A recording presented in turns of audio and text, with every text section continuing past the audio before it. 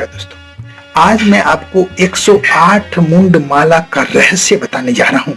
भगवान शिव के गले में जो 108 मुंड माला हैं, उनका क्या रहस्य है?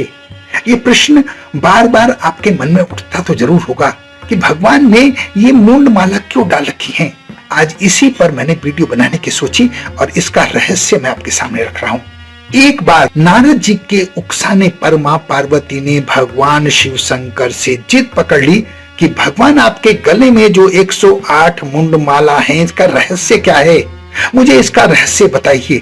भगवान ने उसे बहुत समझाने की कोशिश की, लेकिन पार्वती नहीं मानी। जब पार्वती नहीं मानी तो भगवान शिव शंकर ने अपना राज खोलकर उनके सामने रख दिया। भगवान ने कहा कि पार्वती, ये तुम्हारे पिछले जन्मों के मुंड माल हैं। तुमने जितने जन्म लिए हैं उसके सबके मुंड माल इस मुंड माला में हैं। ये सुनकर पार्वती जी हैरान हो गई। उसने कहा, प्रभु ये कैसे संभव है कि सभी मुंड मेरे हैं? इस पर शंकर जी ने बोला, आपके हर जन्म की निशानी मेरी इन मुंड माल में है। पार्वती जी इतनी बात सुनकर भगवान के चरणों में गिर पड़ी। ऐसा प्रेम भरा दृश्य बहुत ही अद्भुत कर देने वाला था। माँ पार्वती ने भगवान शिव की स्तुति की और उनके इस ऋण के लिए, उनके इस प्रेम के लिए उनका बहुत आभार जताया। दोस्तों, भगवान शिव हैं ही इतने प्यारे, अपने भक्तों का हर लेखा जोखा वो रखते हैं। कौन कब किस श्रद्धा से, किस विश्वास से उनसे जुड़ता है, वो सब ध्यान रखते हैं। इसीलिए भगवान शिव को भोलेनाथ कहा जाता है। वो जल्दी प्रसन्न होने वाले भगवान हैं। इसलिए भगवान की स्तुति करके तो देखिए। स्तुति का सीधा रास्ता मैंने आपको कई वीडियो में बताया है, आज फिर बता रहा हूँ।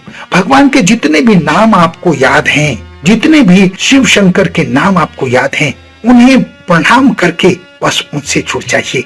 ज्यादा कुछ करने की जरूरत नहीं है। उनको बारंबार हर सांस में प्रणाम करते रहें। अपने जीवन के लिए उनको धन्यवाद देते रहें। जीवन का उद्धार इसी से संभव है और इसी से होना है। भगवान शिव ही भगवान विष्णु हैं। भगवान शिव ही भगवान रुद्र हैं। भगवान के बिना कोई भी शक्ति इस संसार में सक्रिय नहीं हो सकती। ये चंद्रमा, ये सूर्य, ये वायु, ये प्रकृति सब उनके ही तप से चलती है, उनकी ही इच्छा से प्रज्वलित होती है, उनकी ही इच्छा से गतिमान होती है। तो ऐसे शिव को बार बार बारंबार प्रणाम ना करें तो क्या करें? इस संसार में लोग गुरुओं के नाम पर न कितने लोगों को पूछते हैं। अगर किसी को गुरु बनाना है तो भगवान शिव को बनाकर देखिए। हमारे शास्त्रों में ये वर्णित भी है कि अगर भगवान को सच्चे मन से दोनों हाथ ब्रह्मांड की तरफ ऊपर करके 3 बार पुकार कर ये कहा जाए कि आप मेरे गुरु हैं, मैं आपका शिष्य हूं, मुझे शिष्य रूप में स्वीकार करें, बस 3 बार कहिए।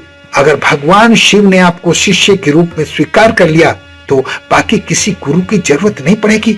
उसी वक्त से आपका जीवन बदलने लगेगा। आशा है मेरी बात आपकी समझ में आ गई होगी। अपना बहुत ध्यान रखें, हंसते रहें, मुस्कुराते रहें, खुश रहें। धन्यवाद।